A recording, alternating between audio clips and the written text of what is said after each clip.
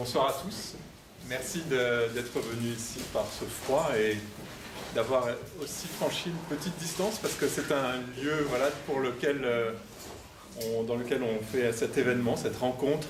C'est un nouveau lieu pour l'Asiatech. Je précise que c'est ici que se trouve maintenant l'Asiatech. Les bureaux de l'Asiatech sont dans cet espace un petit peu plus loin derrière cette porte vitrée. Et Attica, que je remercie ce soir, a bien voulu donc nous prêter cet espace professionnel pour faire une première rencontre dans à cette nouvelle adresse. Donc le 15 rue Boussingault, peut-être à partir de ce soir, sera un nouvel espace culturel de rencontre de l'Asiatech et d'autres, puisque ce soir nous faisons une rencontre qui est une rencontre spéciale à plus d'un titre. Donc, d'abord de deux cultures, libanaise et iranienne, deux langues que l'on va entendre ce soir. C'est un peu une expérience que nous faisons avec vous aussi, de créer ce dialogue, d'entendre les deux langues et voilà, de laisser résonner tout cela grâce à Moniré, Brigitte et Anna. Et c'est une rencontre aussi de deux maisons d'édition, puisque Anna a publié Les Proverbes de ma mère chez Goettner, et Moniré et Brigitte publient Les Murmures des oreilles à l'Asiatech. Voilà, donc c'est une rencontre que j'espère aussi fructueuse de deux maisons d'édition. Donc c'est le premier événement commun, on va dire, ce soir. Voilà, donc nous sommes très heureux pour la part de l'Asiatech. Nicolas parlera de Goettner un petit peu. Pour la part de l'Asiatech, nous sommes vraiment heureux de présenter ce nouveau livre, Les Murs ont des oreilles, de Moniré et Brigitte, Moniré Charvadier et Brigitte Simon à midi. C'est le deuxième livre que nous faisons avec elle à l'Asiatech. Il y avait eu Le persan par les mots et les textes. Donc on est vraiment très honorés de cette deuxième œuvre que l'on fait avec vous. Voilà, c'est un vrai plaisir. C'est une longue amitié. Et je présente aussi mes parents qui sont là. Christiane, je suis Philippe Thiollier, donc le gérant en titre, on va dire, de l'Asiatech. Mais l'âme de l'Asiatech est entièrement présente ce soir ici, puisque c'est aussi Christiane Thiollier et Guy-Alain Thiollier qui est là-bas un petit peu enrhumé, donc un petit peu en arrière, voilà, mais pleinement présent. Donc merci aussi, puisque c'est une longue histoire qui se transforme et se poursuit voilà, dans ce nouveau lieu, pour de nouveaux événements. Et voilà, c'est très enthousiasmant et très touchant. Voilà, donc je vais laisser Moniré et Brigitte présenter leur livre. D'abord, je voudrais dire que c'est un livre de l'amitié, parce que Moniré a été ma collègue à l'école des langues orientales à l'INALCO, parce qu'il ne faut pas dire l'école des langues orientales, il faut dire l'INALCO. Elle a été ma collègue et elle est surtout mon amie. Et j'ai toujours dit que j'avais appris le persan assez bien grâce à des professeurs remarquables que j'ai eus au Langzhou, mais j'ai toujours regretté de ne pas être née iranienne pour comprendre justement toutes les, les difficultés de cette langue quelquefois et surtout les subtilités de la langue. Et justement, c'est un travail de subtilité que nous avons fait. Et j'ai un souvenir vraiment excellent du travail que j'ai fait avec Moniré. Alors, cet ouvrage, qui est, comme son nom l'indique, un dictionnaire thématique des proverbes et des locutions du persan, courant du persan, comporte, renferme à peu près 2580 proverbes et locutions qui ont été extraites de divers dictionnaires de proverbes et de locutions persans. Ils ont été aussi trouvés dans les textes de la prose littéraire, bien entendu, et aussi évidemment dans la communication écrite et orale du persan. Évidemment, il est assez restreint finalement, parce que c'est pas tous les proverbes, toutes les locutions. Nous avons fait un choix, évidemment. Et parmi ce choix, nous avons aussi écrit des passages de poèmes de grands poètes persans, de célèbres poètes persans, qui sont en fait devenus, ces vers de poésie sont devenus aussi des expressions courantes et des proverbes. Et ce qui est intéressant, c'est que ces productions, celles-ci, ces dernières productions, montrent à quel point la poésie persane est proche de la culture persane. Et il n'est pas rare de rencontrer, en tout cas lorsque j'étais dans l'Iran et lorsque je pense que ça continue toujours, il n'est pas rare de rencontrer des gens d'une culture assez réduite et qui sont quelquefois même pas du tout instruits et analphabètes à l'époque, et qui, pour expliquer, pour parler, pour dire une idée ou une intention, vont justement sortir des vers de poèmes persans. Et ça, je l'ai entendu de mes oreilles, et je trouve ça extraordinaire. Donc c'est pour montrer cette intimité entre la poésie et la culture persane. Et d'ailleurs, dans notre petit exposé tout à l'heure, on vous donnera quelques exemples de ces poèmes, expressions, proverbes, en particulier, bon, évidemment, de Saadi et de Hafez, qui sont les plus grands. Alors, en ce qui concerne le degré, enfin, disons que toutes ces expressions, toutes ces expressions courantes et ces poèmes ne se ressemblent pas par leur degré de langue, et on peut, selon le degré de langue, rencontrer des expressions assez familières et populaires.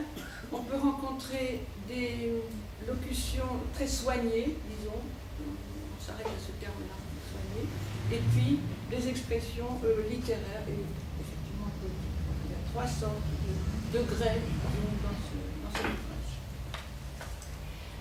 Donc, pour montrer comment on a présenté ce livre, alors selon leur sens littéral, ils sont regroupés en 16 domaines principaux. Peut-être je peux rester debout, comme ça je n'ai pas une intervention. C'est ça le problème. Alors voilà, donc je vous dis enfin en 16 domaines. Donc 16 domaines tels que l'élément naturel, univers, fruits, plantes, animaux, êtres humains. Ça, c'est des chapitres, chaque chapitre que vous voyez, il y en a d'autres, enfin argent, religion, etc. Et qui couvrent l'essentiel de la vie courante, la vie quotidienne. Il y a également, c'est ce que vous allez voir, un index thématique. On a ajouté ça, où il figure des notions telles que amitié, amour,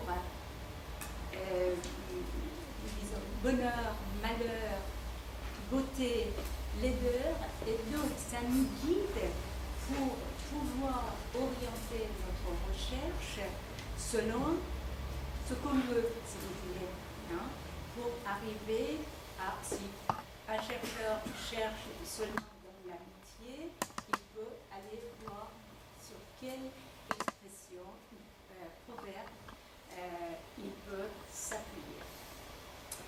Donc, ce que nous avons voulu montrer, et c'était vraiment notre objectif premier, pour mettre en lumière cet ouvrage, ça je peux le dire, mettre en lumière la richesse expressive, l'originalité et la subtilité de la langue et de la culture persane.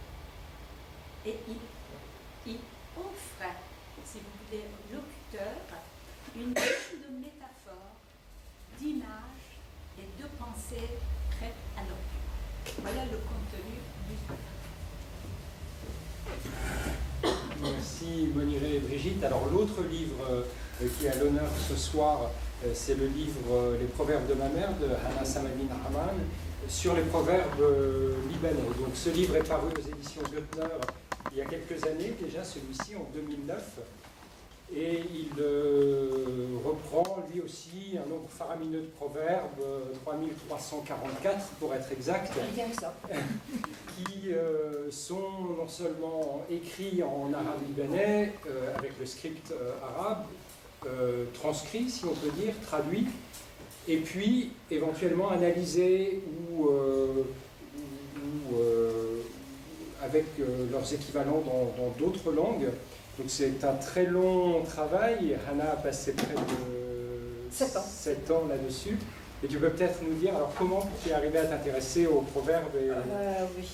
et comment on t'a constitué ce corpus? Eh bien, tout simplement, de ma mère. Les proverbes de ma mère. Vous savez, comme toutes les langues, comme disaient nos amis, nous avons une langue très imagée. L'arabe est une langue très imagée. Donc, pour faire passer un message, très souvent, on utilise une image. Et donc, cette image, elle est dans un proverbe. Et j'ai toujours entendu ma mère, mais j'allais dire à tout bout de champ, sortir un proverbe. Et très jeune, très jeune, j'ai commencé à inscrire, en fait, non pas les proverbes, mais les expressions que je lisais, que je trouvais intéressantes.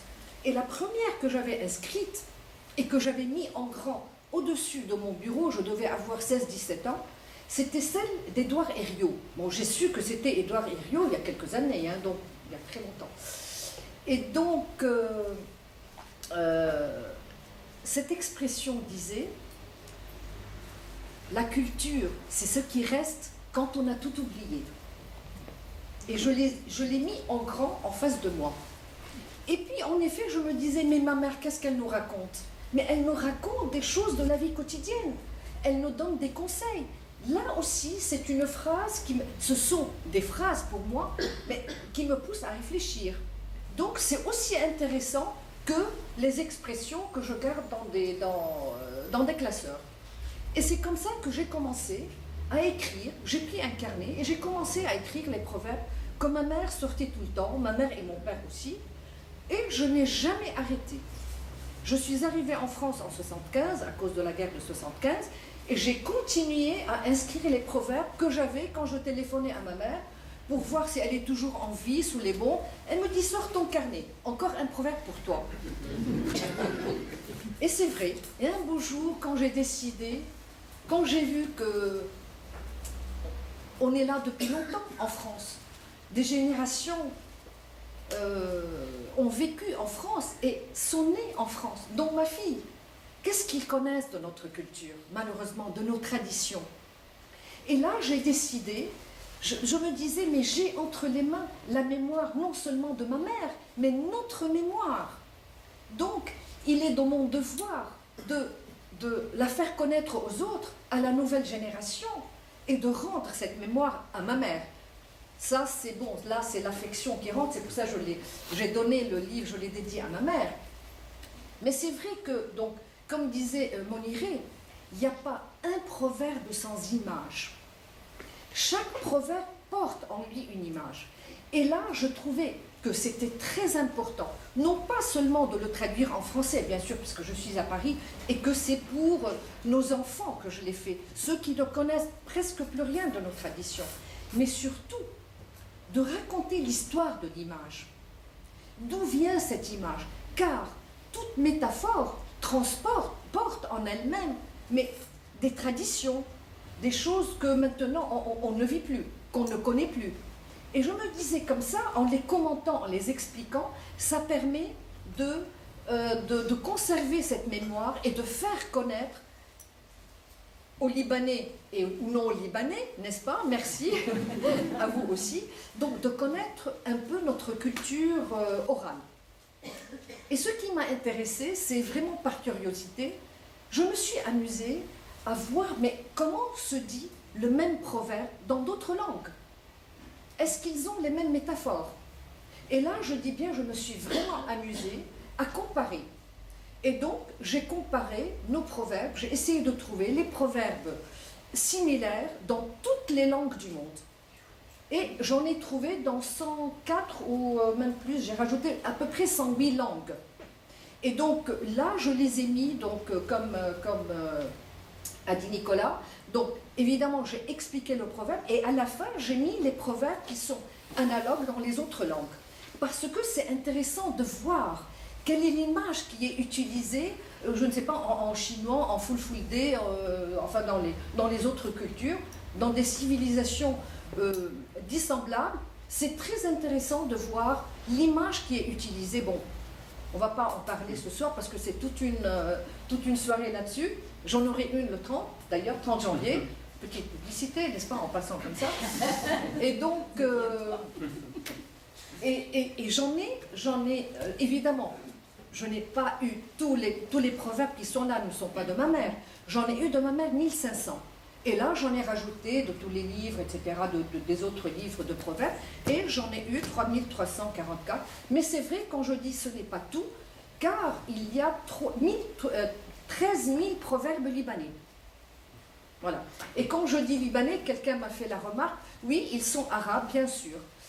On va retrouver les mêmes proverbes dans les autres pays arabes, bien sûr. Donc, parce qu'il y a aussi beaucoup de proverbes qui sont en arabe littéraire. Donc là, évidemment, on va les retrouver les mêmes dans tous les pays arabes, mais chacun va prendre son accent, chaque pays. Souvent, l'image est la même, parfois un peu différente. Voilà. Alors merci Hannah. Justement, Hannah parlait de comparaison entre les cultures. C'est ce qu'on essaie de vous proposer ce soir, une sorte d'exercice collectif. Mais toutefois, on s'est dit que peut-être un exposé très dogmatique de l'analyse des différentes métaphores vous ennuierait.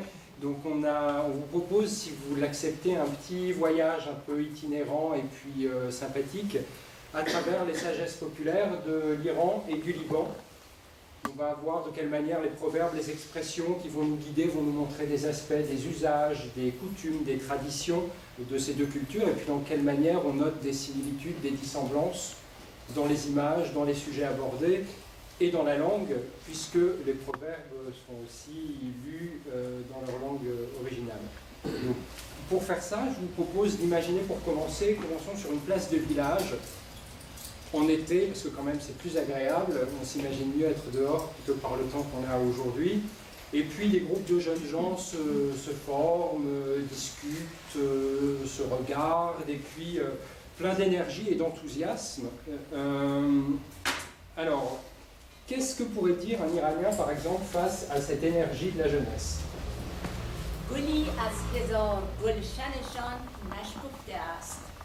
Si je traduis littéralement, ça va donner une de leurs 1000 fleurs ne s'est pas encore épanouie. Donc nous avons cherché quelque chose de français qu'on pourrait dire à la place de cela, et on dirait en français, ils sont dans la fleur de l'âge, ou bien ils n'ont pas encore donné toutes leurs mesures. Et alors, est-ce qu'en libanais, on aurait cette même image des fleurs pour la jeunesse, ou on ne parle pas tout à fait de la même chose? Non, la jeunesse, c'est la force, n'est-ce pas, les quelques jeunes qui sont là.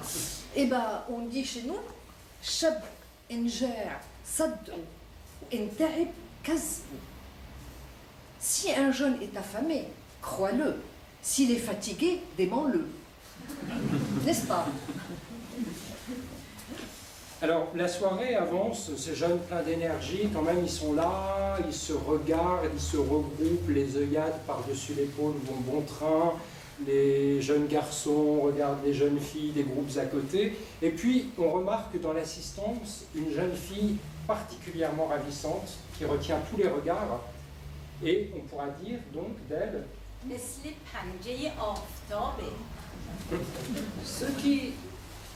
ce qui se traduira littéralement, elle est comme les rayons du soleil. Ce qui signifie effectivement, elle est d'une très grande beauté. C'est beaucoup plus platonique en français. Elle est d'une très grande beauté, on voit très bien comment elle est. Tandis qu'en persan, on dira Mahe aussi. Oui, Mais c'est Mahe, elle est comme la lune, n'est-ce pas? Et ou bien, mais c'est Pangé, en temps Pangé, c'est ça. Pangé, c'est le rayon du soleil. Alors, quand vous parlez du soleil, est-ce que cette image a probablement des racines anciennes dans la culture iranienne? Bien entendu. Dans la culture persane, le soleil symbolise la lumière, la bonté, la grandeur, le degré suprême de la beauté. Cette symbolique du soleil se trouve dans la poésie et aussi dans d'autres domaines artistiques, tels que la peinture, la miniature, l'artisanat. Vous allez en Iran et vous achetez des choses, vous voyez, enfin, ça se présente. Il y a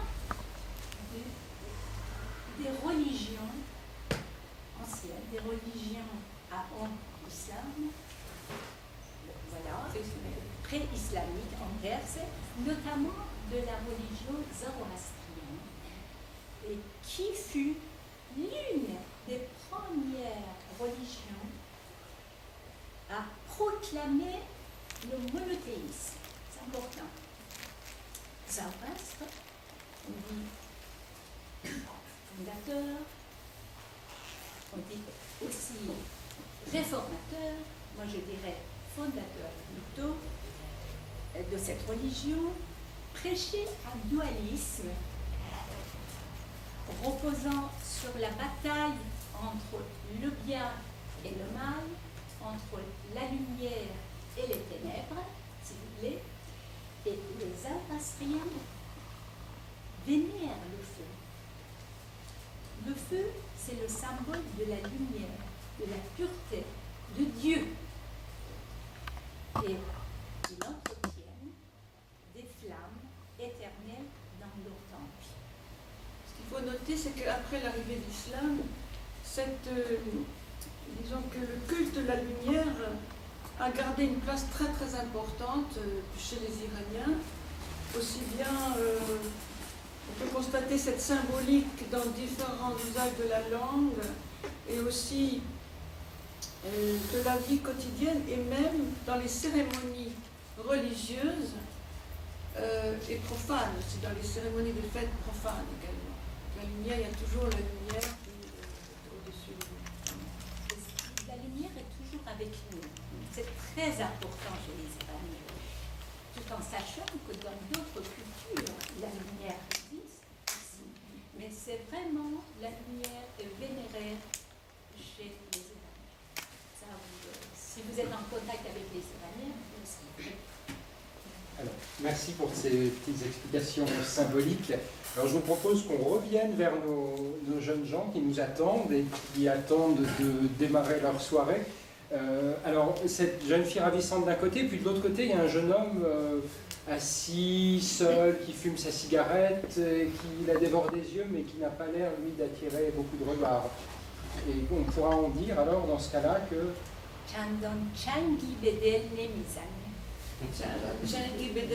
Si on traduit ça mot à mot, ça veut dire qu'il ne griffe pas, il n'agrippe pas le cœur. Il n'agrippe pas, je préfère le mot agripper que griffer. Il n'agrippe pas le cœur, ça veut dire tout simplement, il est très médiocre, il est pas très beau. Bon, je sais pas comment et il n'est guère attirant. Il est guère attirant.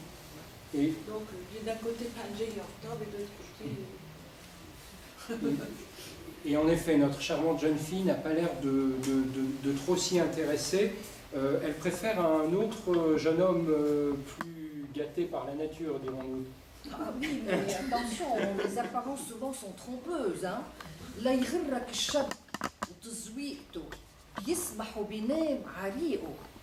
Ne sois pas séduit par le jeune homme et son bel aspect.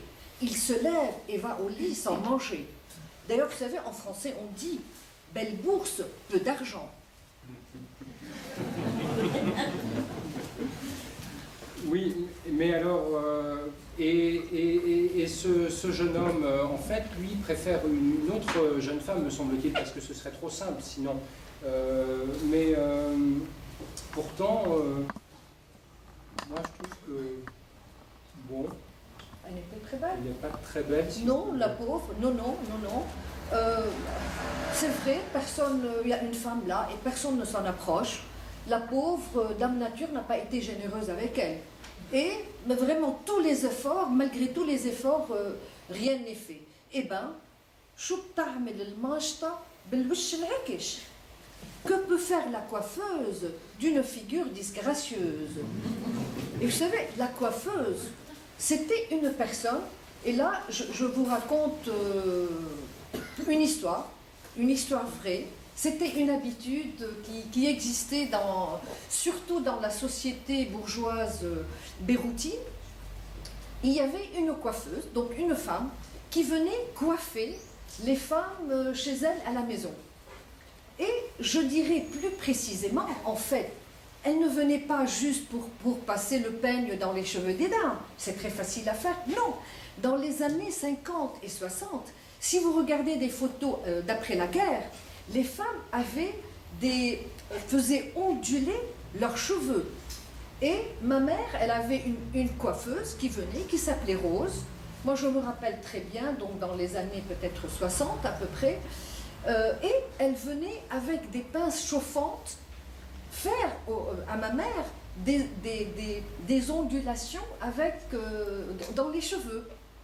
Et évidemment, elle n'oublie jamais de lui piquer une tubéreuse, une fleur qu'on appelle la tubéreuse au Liban, de lui piquer donc une tubéreuse dans les cheveux.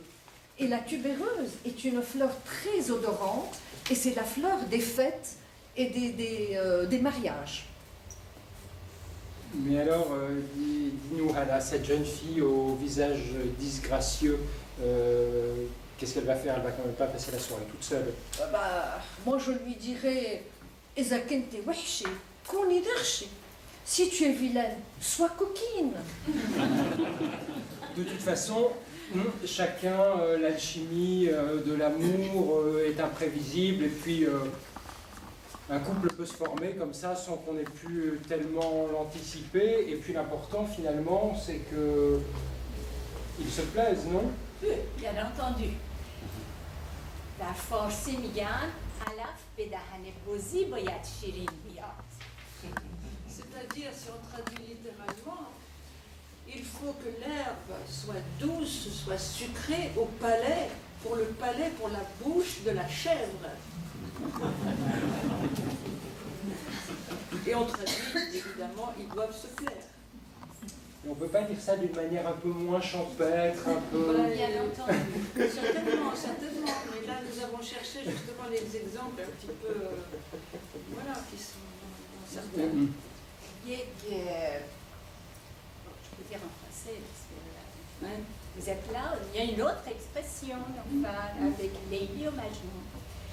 لیلی را از دریچه چشم مجنون باید دید.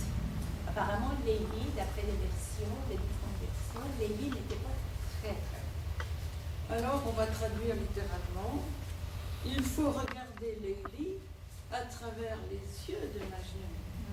Alors, je ne sais pas si tout le monde est absolument familier de l'histoire de Layli et Majnoun. Peut-être que vous pouvez nous rappeler brièvement de quoi il retourne.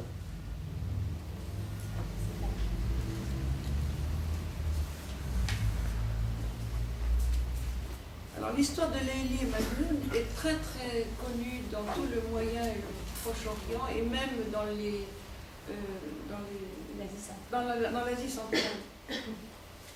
Selon certaines recherches, cette histoire proviendrait de la Perse de Babylone, mais de toute façon, elle fait l'objet de nombreuses versions dans différentes langues, en particulier en langue arabe. Pour la première fois en Perse, en Iran, elle a été transcrite en vers par le poète Nézami, qui en a fait un magnifique Masnavi, donc au XIIe siècle de notre ère. Dans une des versions, nous avons cette histoire. À l'époque des Omeyyades, un beau jeune homme nommé Reis est issu d'une grande famille de bédouins tombe follement amoureux d'une jeune fille appelée Leili. Dans certaines versions, on croit que c'était sa cousine. Peut-être. Il y a beaucoup de versions. Comme Reis ne peut pas dissimuler son émotion, il écrit des poèmes dans lesquels il chante son amour brûlant et exprime son désir d'épouser lui. Cependant, comme d'habitude, il se heurte aux traditions qui exigent que le mariage soit une affaire réglée par les pères des familles. Le père de Leili ne donne pas son accord pour ce mariage. Perturbé par cet obstacle, Reis erre dans le désert, refuse de s'alimenter et devient petit à petit, il tombe petit à petit dans la folie. Et on le surnomme Majnun, c'est-à-dire possédé par le démon ou des djinns, autrement dit, fou, le fou. Son père décide de l'amener au pèlerinage à la Mecque, afin que Majnun retrouve ses esprits.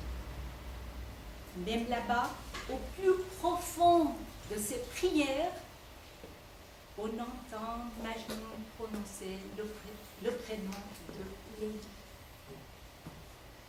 Alors la famille de Leili, désespérée par cette ardeur folle de Majnun envers Leili, demande au calife la possibilité de tuer Majnun.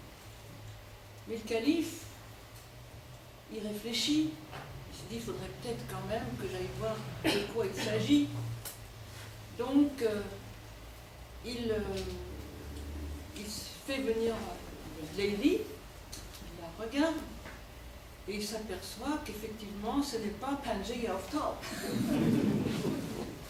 C'est quelqu'un qu'on dirait peut-être plutôt médiocrement joli. Peut-être encore on sera plus méchant, je sais pas. Pour ne pas dire laid. Et il se demande, alors il fait venir Majnun et il lui dit, mais enfin mon vieux, qu'est-ce qui te prend? Enfin, pourquoi est-ce que tu tombes tellement amoureux de cette fille-là? Il y en avait tellement plus belle. Elle n'est pas belle du tout.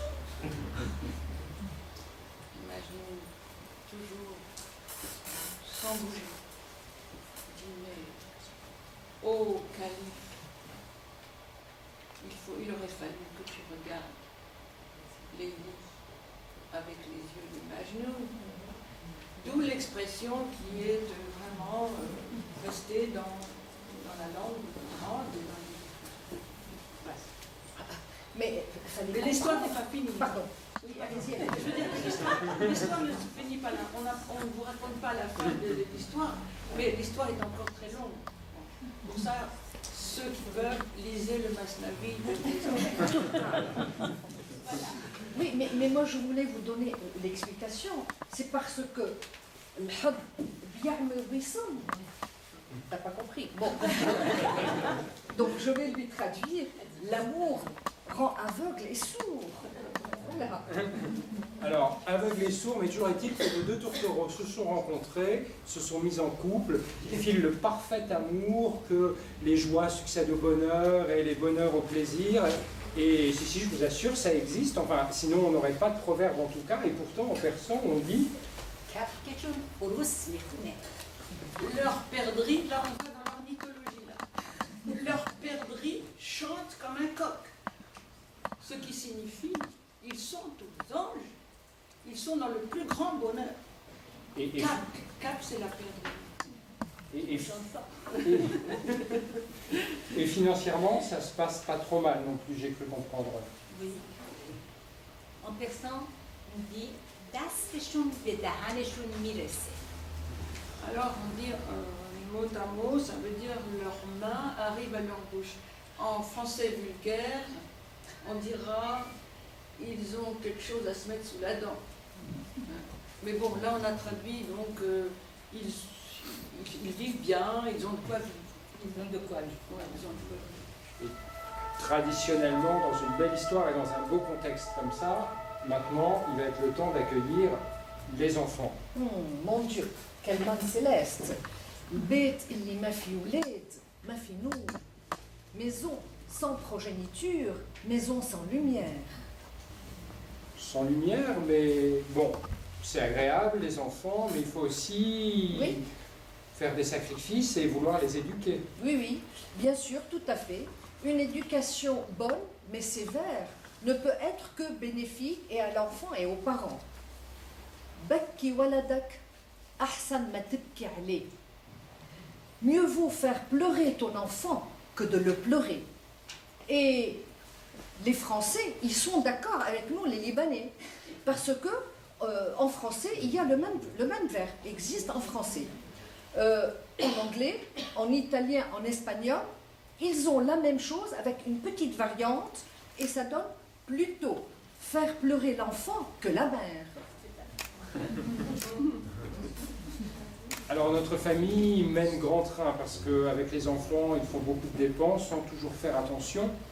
Et on pourrait employer une image assez curieuse en persan pour décrire leur train de vie. Dites-nous. Dépense beaucoup comme ça. Alors, pieds ziadiro be pashte pam mimala. C'est-à-dire, pied, c'est la graisse de mouton. Donc la graisse de mouton qu'ils ont en excès, ziadi, qu'ils ont en excès, ils se la mettent, ils enduisent leurs talons avec. C'est-à-dire qu'ils se massent, après les grands travaux, ils se massent les talons avec cette graisse de mouton. Donc ça c'est littéral. Et ça signifie qu'ils font des dépenses inutiles. Ah oui, le gaspillage, il est partout, hein, et il a toujours existé, ce gaspillage, et surtout de la graisse. D'ailleurs, La Grèce, la graisse, ah oui, hein, attention. La graisse de mouton. La graisse, oui, pas la graisse, hein. Non, la graisse de mouton. Eh bien, in كتر السمن على العرب دهنوا دقون فيه. Quand la graisse abonde chez les Arabes, ils s'en enduisent les barbes. Évidemment, il faut entendre par arabe les Bédouins. Les Bédouins qui vivent dans le désert. Et les Bédouins, ils font eux-mêmes leur graisse à partir du mouton. Mais il faut savoir que le mouton, dans ces pays, et surtout dans les pays méditerranéens, n'a pas de queue, le mouton. Il a une poche de graisse ronde et épaisse. Et c'est avec cette poche que l'on fait la graisse de mouton. Et puisque nous parlons de nos traditions, eh bien, au Liban, dans la montagne libanaise, à la fin de l'été, on tue le mouton et on fait un confit de mouton avec cette graisse. Et ainsi, ce confit de mouton, il est gardé dans des jarres, dans une pièce froide, pour les mois d'hiver enneigés, parce que souvent ces villages de haute montagne sont coupés à cause du temps et de la neige, c'est pour avoir leur viande. Et c'est une habitude qui continue à perdurer. Et c'est vrai, c'est une viande très recherchée. Pour te dire que les moutons iraniens, c'est exactement comme ça, c'est la queue en bas, la graisse reste là. Et dans le temps, on faisait exactement pareil. Donc l'un des cas l'autre, c'est la même. Et ce mouton existe sur tout le pourtour méditerranéen. Ce genre de mouton qui n'a pas de queue et qui a cette poche de graisse à la place. Ils sont de la même famille. Probablement. Alors donc c'est très bien, tant qu'on a des moutons, on peut faire des petits plats et puis les garder l'hiver pour le moment où des amis débarquent à l'improviste. Mais alors, quand on n'a plus de moutons, comment on fait pour recevoir les amis? Quel ami? Oui. Quel ami? De quel ami tu parles? De quel ami je parle? De tous les amis. Il y a des amis et des amis. Oui, il y a des amis et des amis. Hein. Donc certains ne sont pas toujours fidèles. D'ailleurs, il y a كثرة الأصحاب لما كرمي دبس ويا قلة الأصحاب لما كرمي يبس. Oh, que d'amis quand ma vigne est mielée, qu'ils sont rares quand elle est desséchée. Mais pourquoi dans cette image, pourquoi le recours à la vigne? Il faut vous dire que l'histoire de la vigne et du vin au Liban est très ancienne. Elle date de la civilisation phénicienne, c'est-à-dire 4000 ans avant Jésus-Christ. Mais revenons au temps moderne, actuellement. Dans le pourtour méditerranéen, et pas seulement au Liban, vous savez, il y a beaucoup de jours d'ensoleillement. Et donc, il fait chaud. Et dans les pays chauds, on dit en anglais « outside life », on a toujours envie de se mettre dehors, donc sur les terrasses et sur les balcons. Et c'est pour cela que, sur les terrasses et sur les balcons, on plante des pieds de vigne que l'on fait grimper sur des treillis et sur des pergolas, et ainsi, donc, ça ombrage les terrasses et on peut tranquillement prendre son café de 4 heures. Je dis bien 4 heures, c'est vrai qu'on a même des proverbes sur ça. Le café de 4 heures est très important après la sieste, comme dans tous les pays chauds. Hein, la sieste est vraiment sacrée. Mais, et évidemment, il y a toujours des grappes de raisin qui pendent. Et souvent, quand on est là, ben, on tend la main. Et quel plaisir d'en manger directement. Alors, en versant, pour donner un conseil, pour choisir qui est l'ami, on a cette expression qui est, si vous voulez, un poème, à la fois proverbe. دوست آن باشد که گیرد دست دوست در پریشان حالی و درماندگی. C'est de Sadi. Oui, alors Sadi, il nous donne donc cette phrase: l'ami est celui qui vous aide dans les moments de détresse et de trouble. C'est-à-dire qu'on reconnaît ses amis dans les moments difficiles. C'est ça qu'il veut dire. Et quand vous voyez qu'on se trompe dans le choix des amis, alors il y a un autre, voilà, il y a un autre poème. On va chercher Hafez. ما ز یاران چشم یاری داشتیم نفعلت بود آنکه ما پنداشتیم. C'est de Hafez. De nos amis, nous attendions de l'aide. Non. C'était faux. Et c'était faux ce que nous imaginions. Donc, nous nous faisions tellement d'illusions sur ces amis-là. Et alors, avec toutes ces difficultés, donc notre couple qui suit son petit bonhomme de chemin a bien du mal. Alors, plus de moutons pour les repas avec les amis, plus d'amis parce que la vigne est grêlée.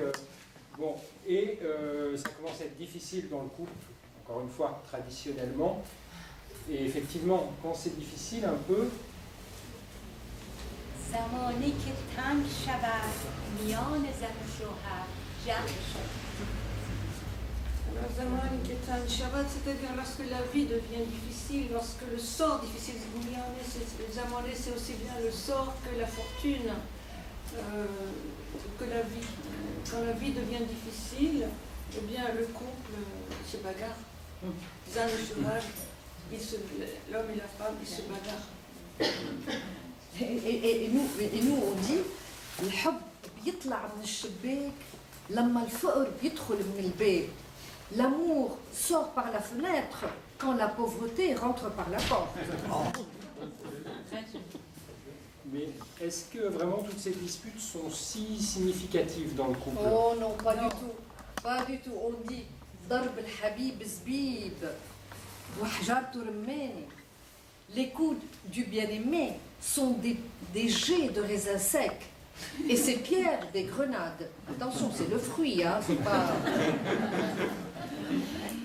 Et en persan on dit زن و شوهر دعوا کنن ابلهان باور کنن. quand les couples se disputent, ce sont les idiots qui pensent qu'ils se disputent. Abraham, c'est les idiots.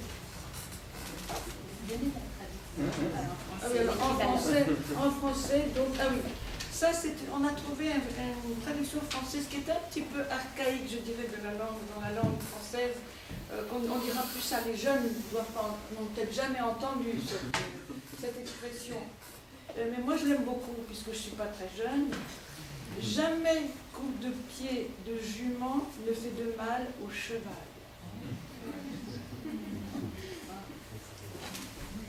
Alors, notre couple prend de l'âge, a traversé des épreuves, et maintenant ils peuvent peut-être regarder un petit peu en arrière et puis nous proposer certains conseils de vie. Et avant tout, je crois qu'il y en a un qui est assez universellement partagé, c'est qu'il ne faut pas vivre au-dessus de ses moyens. Ça, je crois que les sagesses populaires du monde entier à peu près ont des expressions pour le dire. Alors regardons peut-être un peu les images qui sont employées d'abord en persan pour le dire.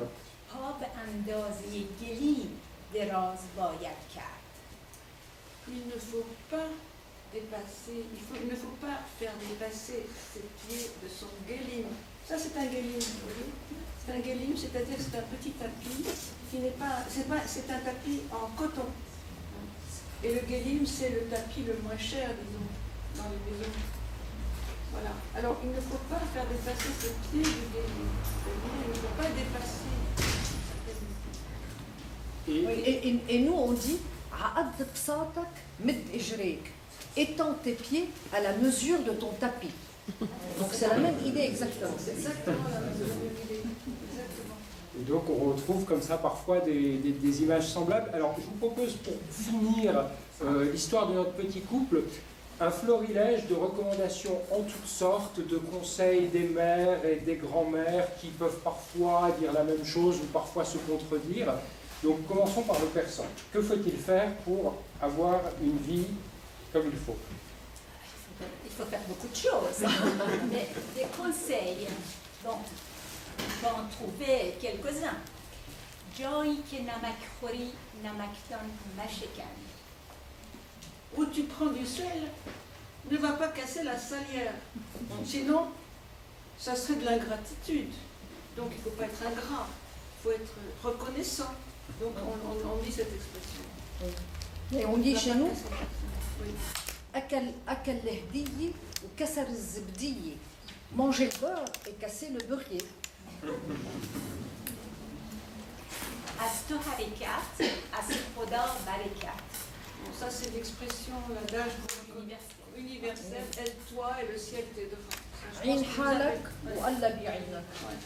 Je ne traduis pas, elle l'a fait. Encore un autre conseil.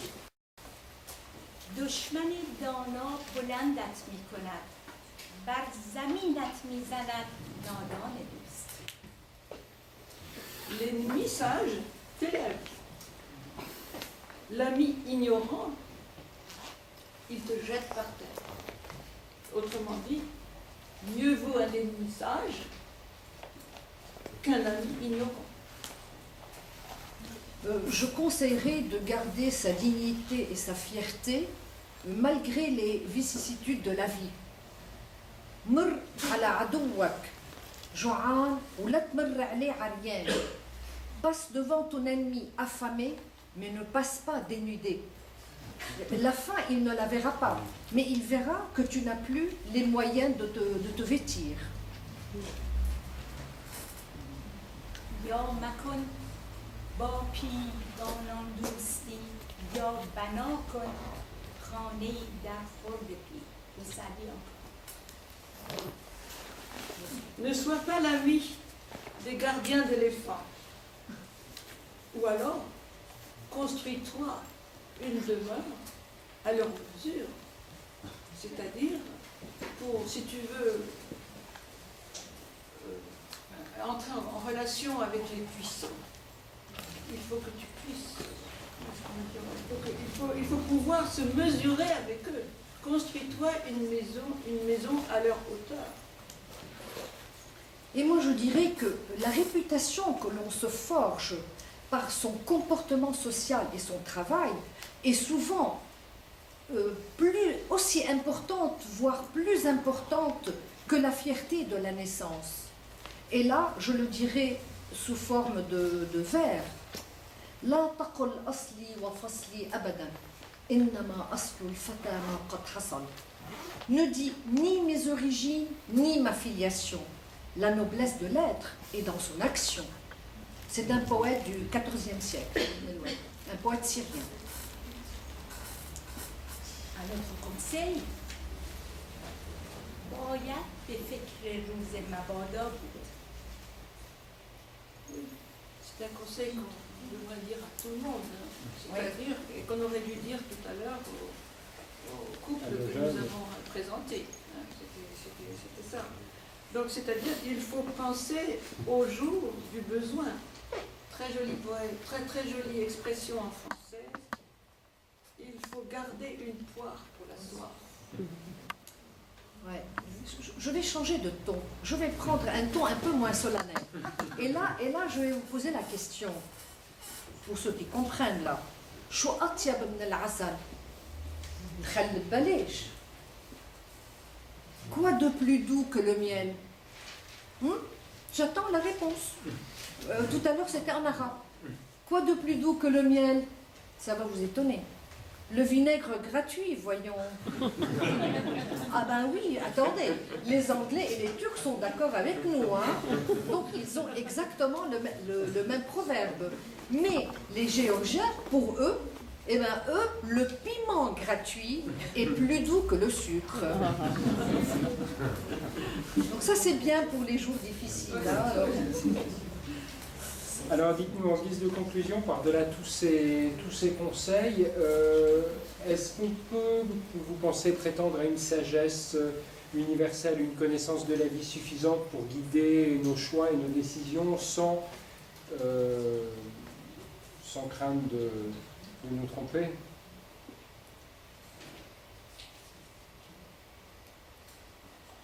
Ça peut être un conseil, un constat, enfin, bon.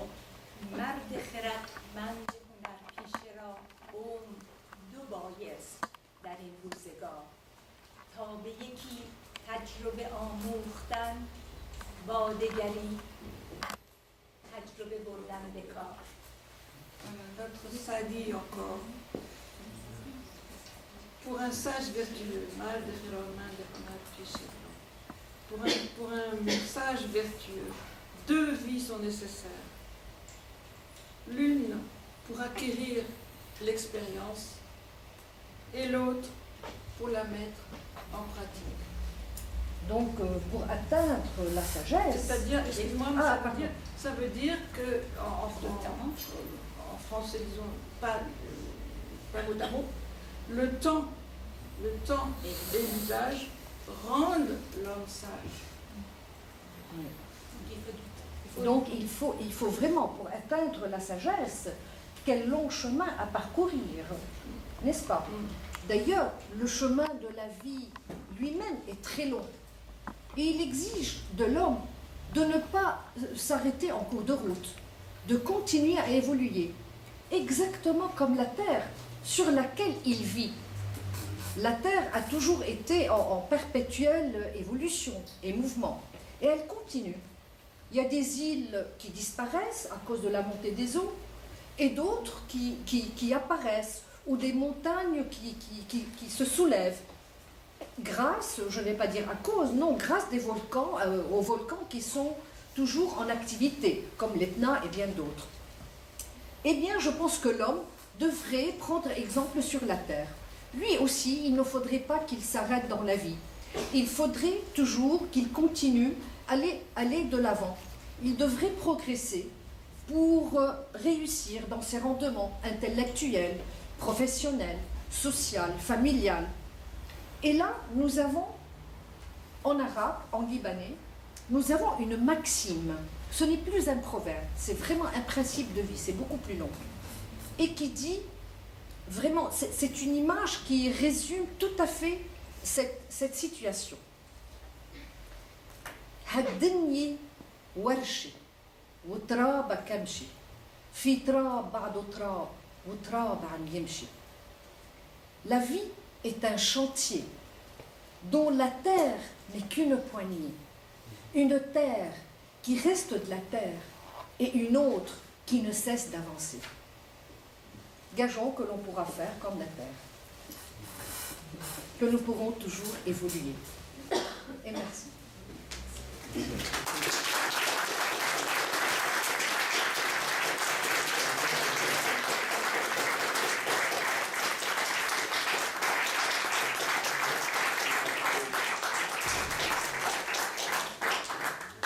Maintenant, la rencontre se poursuit dans les saveurs, avec quelques petites saveurs libanaises et quelques petites saveurs iraniennes.